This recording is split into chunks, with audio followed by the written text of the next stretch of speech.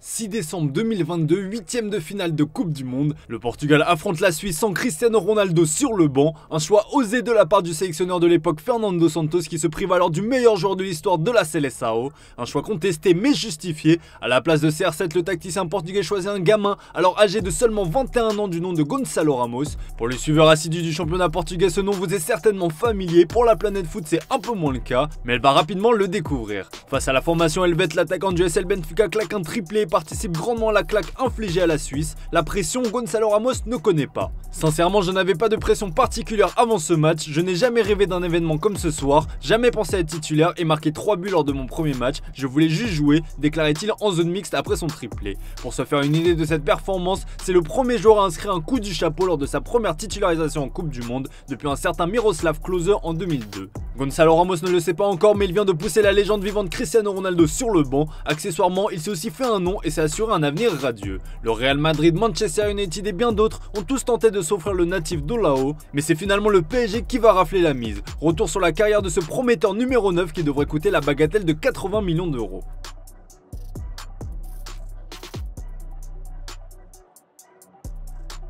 Gonçalo Matias Ramos dit Gonçalo Ramos est né le 20 juin 2001 à Olao au Portugal. Influencé par son père, ancien footballeur professionnel, le gamin débute sa carrière dans le club de sa ville, le SC Olhanense. C'est au poste de numéro 8 qu'il fait ses armes avant d'évoluer un cran plus haut sur le terrain du côté du CB Loulé. À seulement 12 ans, Gonçalo Ramos tape dans l'œil des recruteurs du SL Benfica. Il intègre par la suite le centre de formation du club lisboète où il parfait ses gammes entre 2013 et 2019. Le droitier d'1m85 se fait principalement remarquer lors de la campagne 2019-2020 de Youth League. Avec 8 buts et 3 passes décisives en 9 rencontres, il emmène les siens jusqu'en finale mais échoue face aux jeunes du Real Madrid. Le 21 juillet 2020, il dispute son premier match en tant que professionnel lors d'une rencontre de Liga NOS face au Deportivo Aves. Et le Portugais n'est pas du genre à être très patient puisque lors de son entrée en cours de jeu, il claque un doublé, contribuant ainsi à la victoire de son équipe. Gonçalo Ramos est alors très vite propulsé dans le monde des grands. Profitant du départ de Darwin Núñez à Liverpool, le natif d'Olao est propulsé en tant que titulaire du SL Benfica lors de la saison 2022-2023.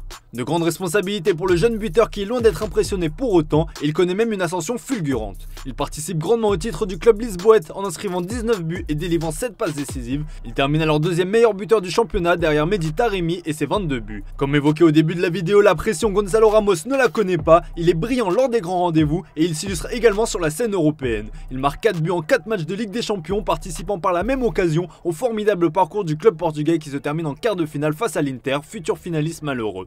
Il croise par ailleurs le chemin du Paris Saint-Germain lors de la phase de poule de cette campagne de Ligue des Champions. Le conseiller sportif portugais Luis Campos le suivait déjà à l'époque avec attention. Sa première moitié de saison canon avec le SL Benfica lui ouvre alors les portes de la sélection portugaise. Vice-champion d'Europe U19 avec le Portugal, Ramos est également illustré dans les catégories de jeunes. En 2019, lors du championnat d'Europe U19 disputé en Arménie, il termine même meilleur buteur de la compétition avec 4 réalisations, dont un triplé contre l'Irlande en demi-finale. Bis repetita en 2021, où il portera l'attaque de la Seleção U21 avec 14 buts en 18 rencontres avant d'échouer face à l'Allemagne en finale de l'Euro. Pour sa première cape avec la sélection portugaise, il est buteur et passeur face au Nigeria à l'occasion d'un dernier match amical de préparation en novembre dernier. Suffisant à convaincre Fernando Santos de le convoquer pour le mondial au Qatar. Ramos débute la compétition dans la peau d'un remplaçant de luxe avant donc de prendre la place de Cristiano Ronaldo. Le parcours s'arrête en quart de finale face à une courageuse et disciplinée équipe du Maroc.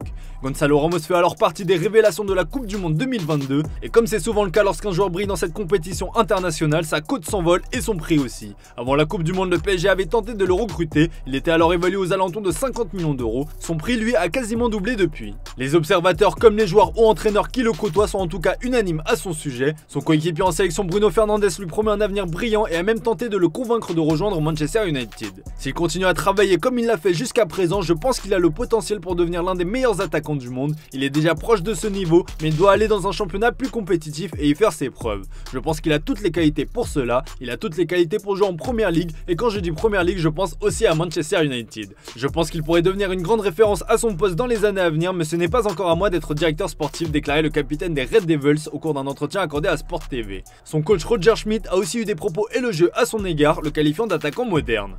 Yeah, I think Gonçalo is now back in his top shape, so I think after his injury he needed a little bit, but of course he's scoring a lot of goals, but what I appreciate as his coach is that he's not only a goal scorer, so I think he's a very complete player, very diligent also to work for the team.